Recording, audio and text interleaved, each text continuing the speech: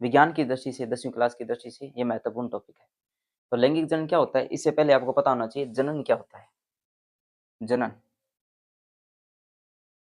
Reproduction, यानी किसी भी जीव के द्वारा, किसी भी जीव द्वारा अपने ही समान, अपने ही समान नई संतति को उत्पन्न करना।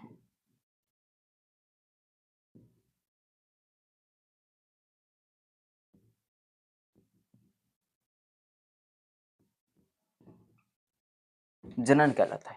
तो जनन की परिभाषा क्या होती है कि कोई भी जीव जो अपने ही समान नया जीव जो पैदा करता है तो उसे हम क्या कहते हैं? जनन कहते हैं।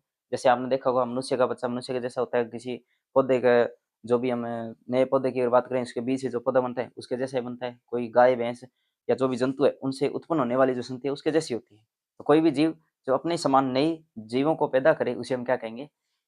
या नई संतति को जो पैदा करे उसे हम क्या कहेंगे? जनन कहेंगे। अब ये जनन जो होता है वो दो प्रकार का होता है। सबसे पहला जो है वो लैंगिक जनन,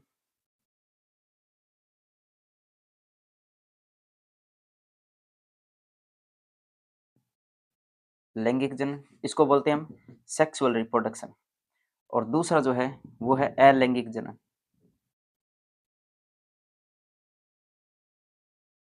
एसेक्सुअल रिप्रोडक्शन।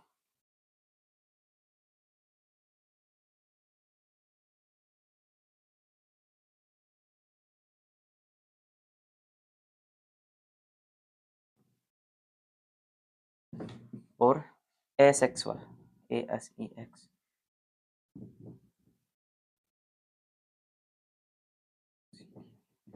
Asexual reproduction.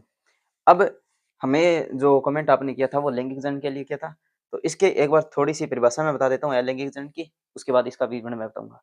अलैंगिक जनन क्या होता है? इसके अंदर कोई भी दो जीव भाग नहीं लेते, केवल एक ही जीव भाग लेता है। एक जीव भाग लेता है और वो क्या करता है?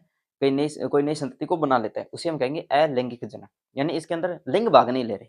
लिंग का मतलब, लैंगिक का मतलब है लिंग, और अ का मतलब है बिना लिंग वाले, यानी अलैंगिक, बिना लिंग।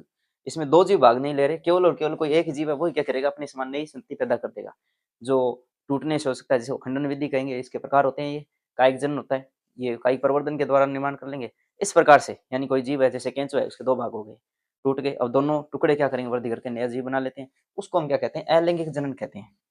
ये प्रकार होते हैं, कई प्रकार होते हैं इसके, खंडन, बहुखंडन, प्रवर्धन, मुकुलन विधि, पुनरुद्भवन विधि, इस प्रकार से विधियां होती है इसके अंदर। तो इसका पूरा विवरण अभी हम नहीं चर्चा करेंगे, आपके कमेंट के अनुसार लैंगिक जनन के बारे में हम पढ़ेंगे। उम्मीद है वो आपको समझ में आ गया होगा।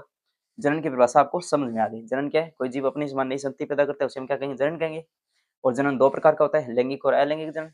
अलैंगिक जनन में एक जनक भाग लेता है और नई संतति पैदा करता है, वो अलैंगिक जनन होता है। अब लैंगिक जनन के अंदर क्या होता है? इसके अंदर परिभाषा की अगर बात करें तो इसमें दो जनक भाग लेते हैं। यानी अगर बात करें तो दो जनक भाग लेते हैं, अर्थात लैंगिक का मतलब हो गया लिंग। इसमें दो लिंग के जीव है वो भाग लेंगे, और वो लिंग कौन से है? नर और मादा, यानी मेल एंड फीमेल। तो इसके अंदर दो जनक भाग लेंगे, और दोनों जनक कौन कौन से? एक तो है नर और दूसरा है मादा, मेल एंड फीमेल, ये दोनों भाग लेंगे। अब होता क्या है? इन दोनों के अंदर जनन तंत्र होता है, जनन तंत्र, जनन तंत्र। जो नर के अंदर होता है उसे बोलेंगे नर जनन तंत्र, और मादा के अंदर होता है उसे हम बोलेंगे मादा जनन तंत्र। चलो एक बार मैं यहाँ पे लिख रहा हूँ इसको, ये बोर्ड में आपको पूरा दिखाई नहीं देगा फिर। ठीक है, नर मादा, नर जनन तंत्र,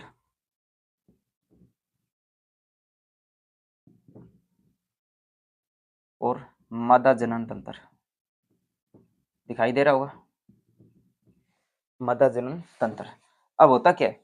इन दोनों के अंदर जनन अंग होते हैं, जनन तंत्र, क्योंकि तंत्र किससे मिलकर बना होता है? अनेक प्रकार के अंगों से मिलकर बनी संरचना को हम तंत्र कहते हैं। जैसे पाचन तंत्र, श्वसन तंत्र, उसी प्रकार होता है जनन तंत्र। इसके अंदर जो नर जनन तंत्र के अंदर अंग होंगे उसे बोलेंगे नर जनन अंग, जनन अंग। और मादा के अंदर जो पसी तंत्र अंग होगा उसे हम बोलेंगे मादा जनन अंग, जनन अंग। और उसके बाद ये दोनों अंग क्या करते हैं? जनन कोशिका का निर्माण करते हैं।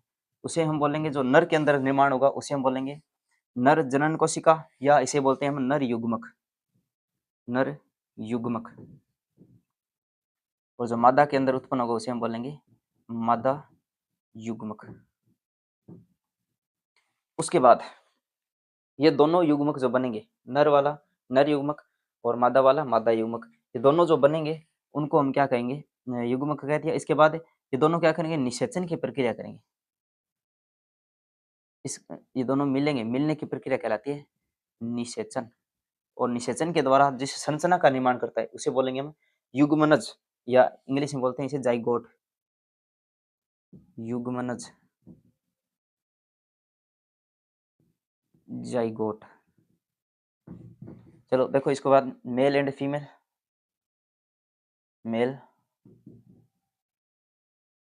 फीमेल, नर जनन अंग और मादा जनन अंग, उसके बाद नर युग्मक और मादा युग्मक, ठीक है। यानी मेल गेमेट, गेमेट्स कहेंगे तो कहते हैं युग्मक को, और फीमेल गेमेट्स, ये दोनों मिलेंगे, मिलने की प्रक्रिया को बोलते हैं हम निषेचन, यानी फर्टिलाइजेशन। निषेचन को हम कहते हैं फर्टिलाइजेशन। और निषेचन के बाद जो संरचना बनती है उसको बोलते हैं युग्मनज, यानी जाइगोट। अब ये जाइगोट क्या करेगा, वृद्धि करके भ्रूण का निर्माण करेगा, एम्ब्रियो, और ये भ्रूण वृद्धि करके क्या करता है, नई संतति का निर्माण करता है। और इस प्रकार की जटिल प्रक्रिया जो होती है उसको हम क्या बोलते हैं, लैंगिक जनन बोलते हैं। समझ में आ गया? परिभाषा क्या हो जाएगी, लैंगिक जनन के अंदर दो जनक भाग लेते हैं जिन्हें हम क्या कहते हैं, नर और मादा कहते हैं। इनके अंदर होता क्या है, दोनों जनक जनन तंत्रों के द्वारा जनन कोशिका का निर्माण करते हैं। वो जनन कोशिकाएं दोनों मिलती है और मिलने की प्रक्रिया कहलाती है निषेचन। और निषेचन करने के बाद जाइगोट का निर्माण होता है। वो जाइगोट वृद्धि करके भ्रूण का निर्माण करता है, और भ्रूण वृद्धि करके क्या करता है, संतति का निर्माण करता है। तो जीव के द्वारा नई संतति का निर्माण हो गया। लेकिन इस प्रक्रिया के अंदर दो जीव भाग ले रहे हैं, इस प्रक्रिया को हम क्या कहते हैं, लैंगिक जनन कहते हैं। उम्मीद है समझ में आया होगा। इसके अलावा जो भी आपका कोई डाउट हो, कुछ टॉपिक हो विज्ञान से संबंधित, 10वीं 11वीं 12वीं बायोलॉजी, कोई भी टॉपिक आपको जो आपको नहीं समझ में है, कमेंट कीजिए, उसके ऊपर मैं शॉर्ट वीडियो बनाकर या किसी न किसी प्रकार से समझाने का प्रयास जरूर करूंगा। धन्यवाद।